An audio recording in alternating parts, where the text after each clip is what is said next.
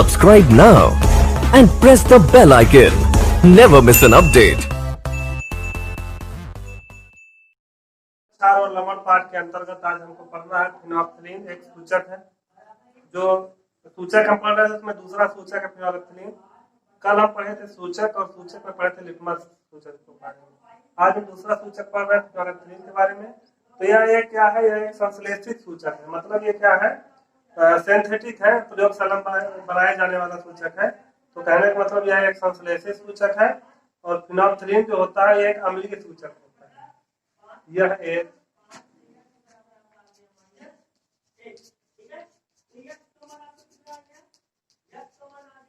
संश्लेषित सूचक है। यह एक संश्लेषित सूचक है। जो फिनोल्फ्थालीन है यह क्या है? यह एक संश्लेषित सूचक है और यह एक अम्लीय सूचक है। क्या है? यह एक अम्लीय सूचक है। यह एक ऐसा सूचक है, यह एक अम्लीय सूचक है जो अम्लीय विलयन में क्या रहता है? रंगहीन रहता है। जबकि क्षारीय विलयन में क्या देता है? गुलाबी रंग देता है। अम्लीय विलयन में क्या रहता है? यह रंगहीन रहता है, जबकि क्षारीय विलयन में गुलाबी रंग देता है। यह एक अम्लीय सूचक है जो अम्लीय विलयन में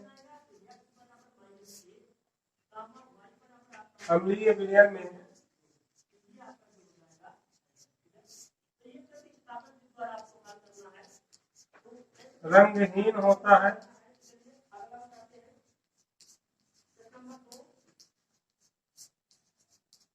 तथा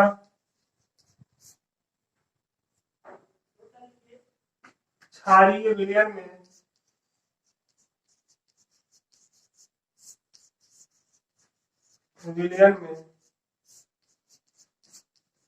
गुलाबी रंग देता है।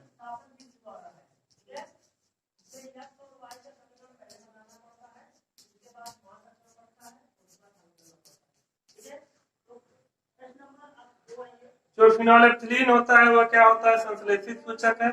और क्या होता है? यह एक अम्लीय सूचक है जिसका जो अम्लीय विलयन जो होता है, जो अम्लीय विलयन में इसका जो कलर होता है वो क्या होता है? रंगहीन होता है और क्षारीय विलयन में गुलाबी रंग देता है। नोट कर लीजिए इसे।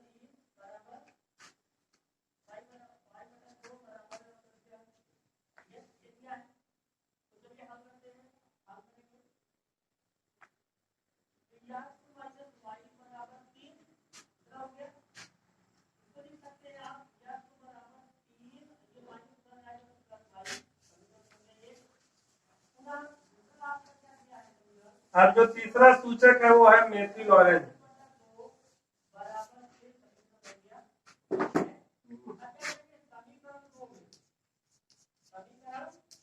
मेथिल ऑरेंज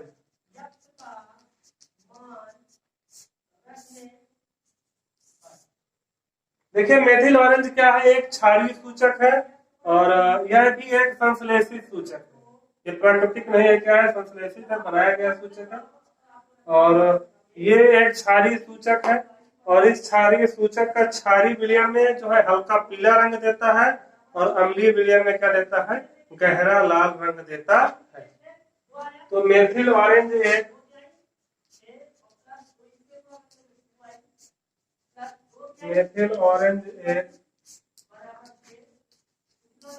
संश्लेषित सूचक है।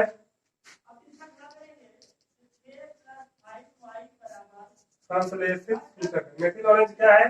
एक संश्लेषित सूचक है। यह एक क्षारीय सूचक है।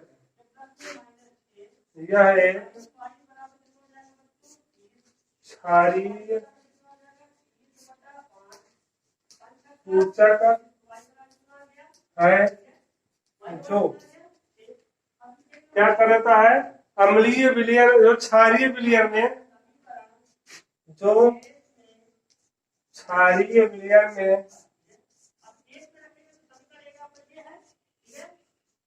क्षारीय विलयन इसका जो कलर होता है वो क्या होता है? पीला होता है। में हल्का पीला रंग देता है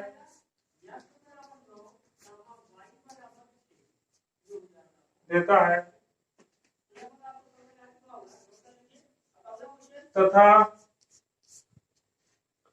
हल्का पीला रंग देता है तथा अम्लीय विलयन में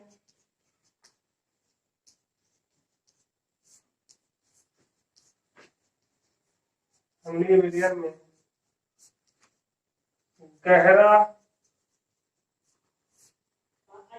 लाल रंग देता है।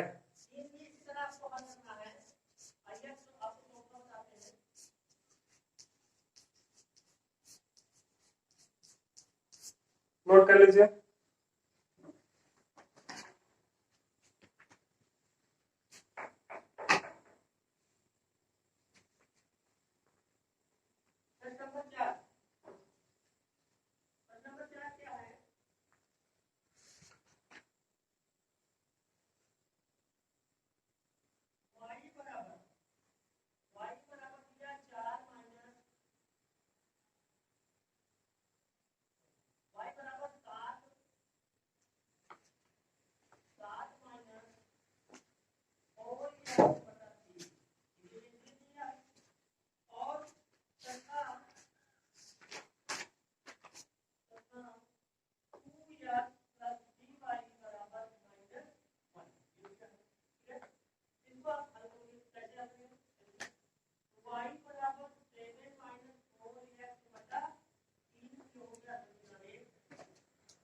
देखिए ये था सूचक, और सूचकों में कुछ अन्य सूचक भी हैं, जैसे कि हल्दी होता है।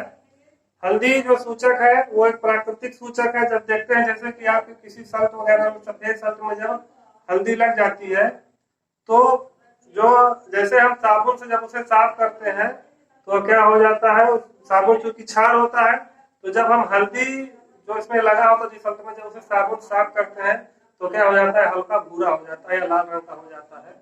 तो कहने का मतलब कि जो हल्दी होती है, हल्दी आपकी क्या है, प्राकृतिक सूचक है।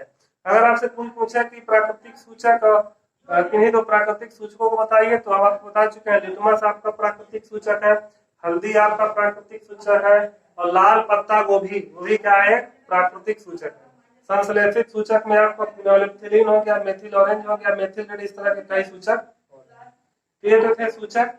अब इस चैप्टर में हम पढ़ेंगे सूचक के आगे कुछ और पॉइंट है, जैसे कुछ यौगिक है इस चैप्टर के अंतर्गत, उनको हमको पढ़ना है। तो वो यौगिक हम आज आपको लिखवा देते हैं, कल से 1 बाय 1 उनको पढ़ेंगे।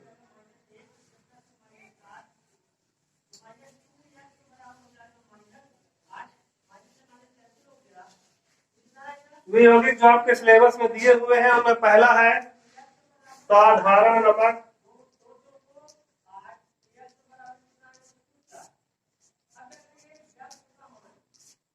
साधारण नमक, और साधारण नमक का नाम क्या है, sodium chloride. Sodium chloride.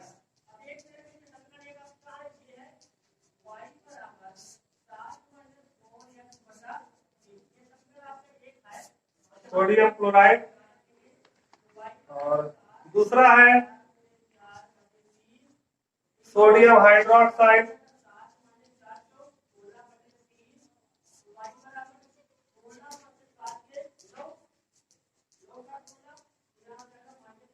Sodium hydroxide हो गया।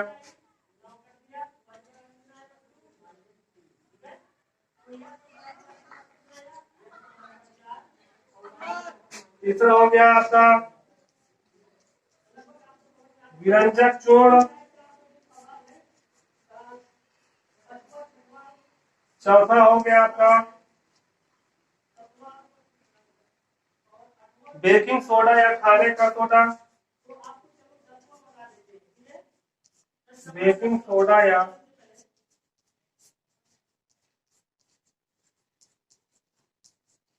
खाने का सोडा। बेकिंग सोडा को ही खाने वाला सोडा कहते हैं।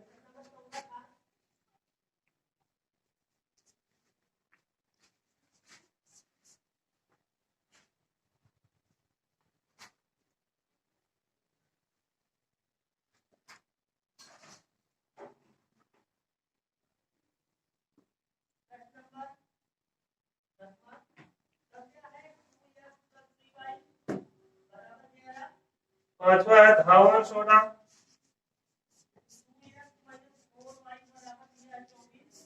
धावन सोडा या वॉशिंग सोडा भी इसे कहते हैं। इंग्लिश में क्या कहते हैं? Washing soda. कपड़े धोने के इस्तेमाल में आता है। और जो आखिरी है छठवां यौगिक जो हम पढ़ेंगे वो है plaster of Paris.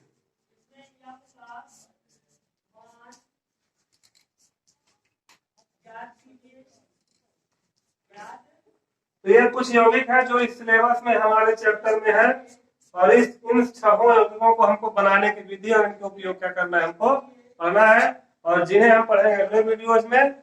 Good bye.